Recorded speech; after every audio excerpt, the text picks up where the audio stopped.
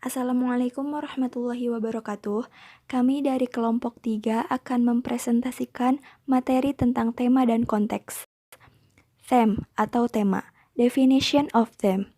Theme is defined as a main idea or an underlying meaning of a literary work, which may be started directly or indirectly. Jadi, tema diartikan sebagai gagasan pokok atau makna yang mendasari suatu karya sastra yang dapat dinyatakan secara langsung maupun tidak langsung. Difference between a theme and subject. Subject is a topic that acts as a foundation for a literary work, while theme is an opinion expressed on the subject.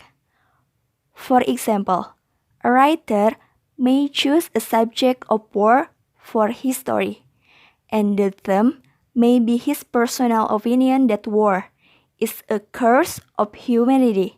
Usually, it is up to the readers to explore the theme of a literary work by analyzing characters, plot, and other literary devices. Jadi, perbedaan antara tema dan subjek. Subjek adalah topik yang menjadi landasan suatu karya sastra, sedangkan tema adalah pendapat yang diungkapkan tentang subjek tersebut. Misalnya, seorang penulis dapat memilih topik perang untuk ceritanya, dan temanya mungkin pendapat pribadinya bahwa perang adalah kutukan bagi kemanusiaan. Biasanya, terserah pembaca untuk menggali tema suatu karya sastra dengan menganalisis tokoh, plot, dan perangkat sastra lainnya.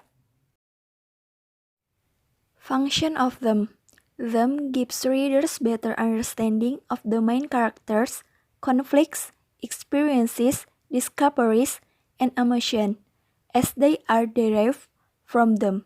Through themes, a writer tries to give his readers an insight into how the world works, or how he or she views human life. Jadi, fungsi dari tema adalah memberi pembaca pemahaman yang lebih baik tentang konflik, pengalaman, penemuan, dan emosi karakter utama, karena itu berasal darinya. Melalui tema, seorang penulis mencoba memberi pembacanya wawasan tentang bagaimana dunia bekerja atau bagaimana dia memandang kehidupan manusia.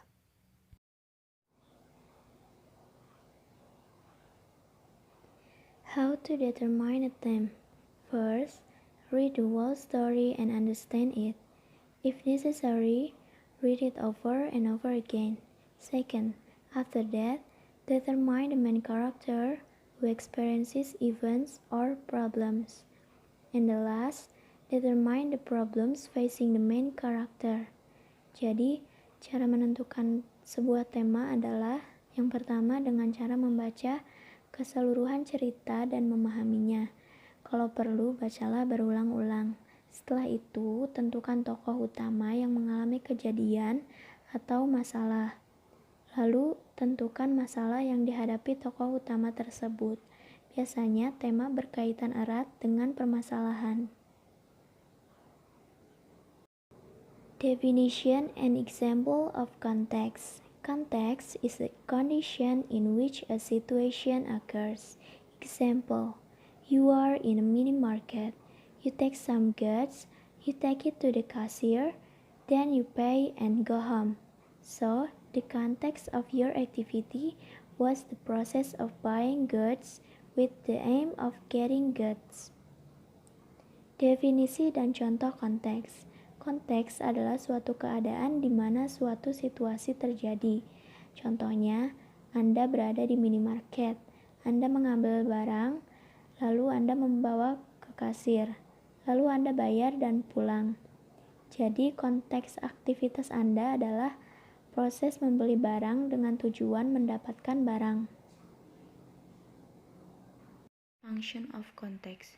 There are three functions of context. Number one is to see the true picture of literary work. Number two, to know the critical aspect of the story's intent.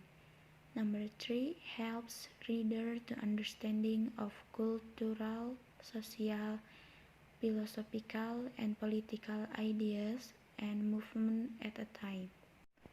Context is all about providing a background or picture of the situation and of who is involved.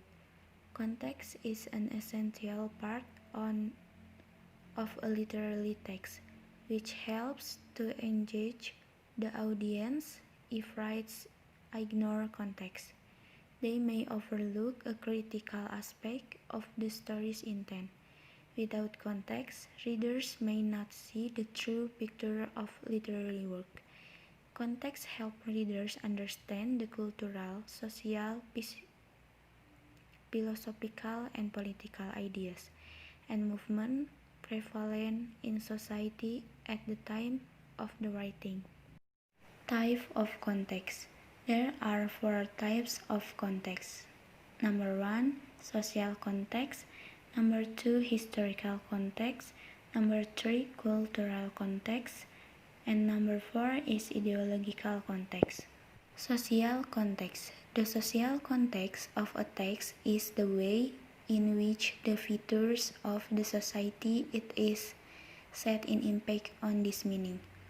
There are two aspects to social context: the kind of society in which the characters live and the one in which the author's text was produced.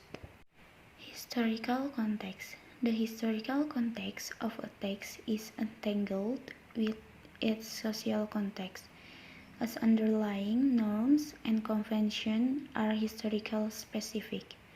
The historical context is important to note, especially when large changes have occurred between the time the work was produced and our current day, so it is not assessed but by our own concerns alone.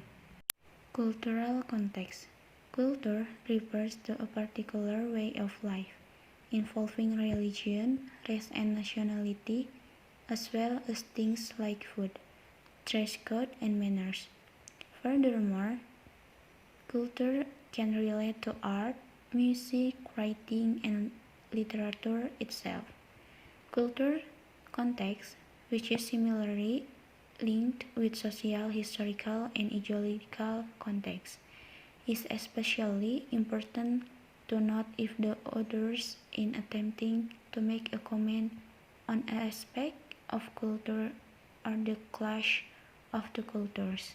Ideological context. Ideology refers to the system of beliefs and ideas that underpin our attitudes and behavior. Such ideology may be valued by society as a whole or be the basis of conflicts. Ideology is a context that is in many ways invisible. This is because our own is largely internalized and normalized. We act accordingly to our assumptions and social norms. Two Virgins to Make Much of Time by Robert Herrick. Gather ye rosebuds while ye may, old time is still a-flying, and the same flower that smiles today, tomorrow will be dying. The glorious lamp of heaven the sun, the higher he is a-getting, the sooner will his race be run, and nearer his to setting. That age is best which is the first, when youth and blood are warmer, but being spent, the worse and worse times still succeed the former. Then be not coy, but use your time, and while ye may, go marry, for having lost but once your prime, you may forever tarry. The topic from the poem is Carpe Diem or Seize the Day yang artinya merebut hari, and the theme is To the Virgins to Make Much of Time by Robert Herrick. So, Robert Herrick describes a speaker's belief about the impact of time on a woman's life and the value of beauty. And the context, in this case, he is speaking to the woman who must seize the day before their beauty fades. Jadi topik dari poemnya adalah merebut hari. Dan temanya To the Virgins to Make Much of Time oleh Robert Herrick, yang artinya Robert Herrick menggambarkan keyakinan pembicara tentang pengaruh pada kehidupan wanita dan nilai kecantikannya. Dan untuk konteksnya, pada kasus ini dia berbicara kepada wanita yang harus cepat-cepat seize the day atau merebut hari before sebelum kecantikannya memudar. Maksud seize the day atau merebut hari di sini adalah menikah.